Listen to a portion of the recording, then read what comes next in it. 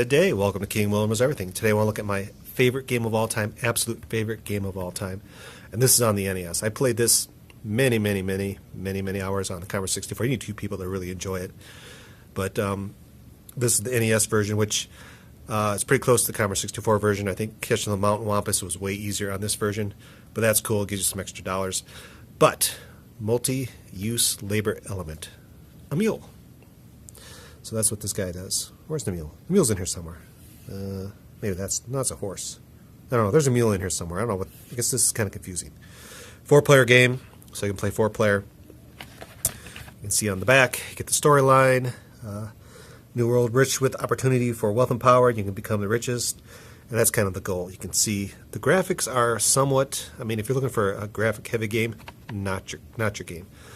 Basically, here's the highest graphics you're going to get, but most of it looks like that or that. And you think, why would I want to play a game that looks like that? Well, it's a lot of fun. It's kind of like a supply-demand type game, and with trading involved. So if I grow food and you grow energy and you need food, I sell you food. So that's kind of the thing behind it. It's got, if you play one player, you get 3 computer players, which is kind of cheap. That's why you always want to have 2 people. And one of the fun things about this, you can do a collusion. So if I'm playing with you during the trading, we can collude, and I can just sell to you and screw the computer guys off. And I've actually, not on this, but on the Commodore 64, I've gotten to where you play like a full year, and at the end, it shows you like your rating. And we got like one of the highest ratings. It was, I'm trying to think of what it was. It was like, basically, you're going to live as kings. You're going to, that kind of thing. Normally, you say, at the end, the county's not going to survive, is struggling, that kind of thing. There'll be famine. But we did it. We got to one of the highest levels, and it was hard. But that's kind of it. Basically what you do is you pick your plots, and you kind of see, we'll do a little gameplay. I'm going to play this on the Retron 5, because for some odd reason, I guess I never owned an NES, but I played with the FC Twin. And that's what I played up until recently, last couple of years when I got a Retron 5. So we're going to play Retron 5 on this. It plays fine on there too. But pick your plots, and you can pick food, energy, crystite, and you either mine or grow food, or you grow energy. And you grow energy and food, of course, by the river. That's where the basin, that's where most of your food and meters of land, and then you can kind of grab a plot there. So it's kind of like you pick your plots, and buy, sell, trade. And that's kind of what this bit is here. You're bidding. So if I got food, I can say, I'm going to charge you 80, but the computer comes down and wants to sell for 20.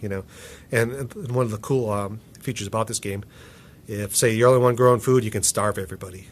So, or charge as much as you want, just give them enough to keep them going. So you can kind of be a jerk if you want. So that's kind of cool. So it's kind of got that going for it too. But let's take it out of the box. I don't have the manual. I don't think the manual's in there. There's something in there. I think it's styrofoam. But here's a nice little view of the game. You can see it's in very nice shape. Oh, it's got some dirt on it. Some smudging. Oh wait, it does have a tag on it. See, it was $11 and something. I guess I never noticed that. I'll have to get that off of there. But typical NES cartridge. It's got the nice printed logo on it, or printed mule picture. I have to get that off of there. It's driving me crazy. So we're going to play this. We're jamming in the Retron 5 and do a little bit of gameplay. And you'll see kind of just a couple minutes, get you a little taste of it. You probably don't want to watch me play Mule for 2 hours. Maybe you do. I don't know you that well. But let's play it. Be right back.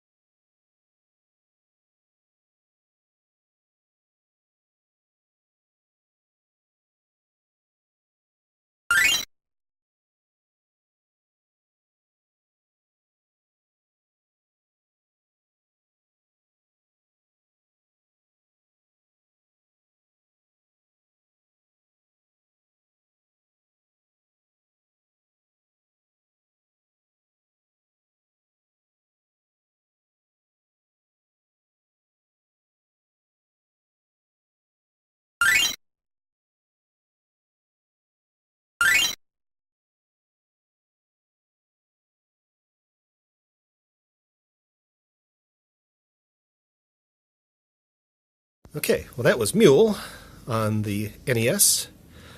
So you got a good taste of kind of what it looks like. I mean, like I said, if you like graphic heavy games, you're going to be very disappointed. This is a supply demand trading game. So if you like that, definitely worth playing. The NES version is really good. Like I said, I like the Commodore 64 version because I played it so much. But this is good because you can play with the console on the TV with your pals, and Mountain Wampus, a little easier to catch, so you can kind of, if you see them, you can run up there and grab them. And just a fun game. Definitely worth playing, even to play against the computer, but play with two people. And it's much more fun. Like I said, this is absolutely my favorite game ever. I think I said that a couple times. I'm going to say it one more time. My favorite game ever. And you see, this has a big following. There's a website out there called Planet M.U.L.E where you can play this online. So they kind of modernized it a little bit, but it's the same game. And you're playing against live people, so that's really cool. So anyway, M.U.L.E on the NES, get a copy. Fantastic game.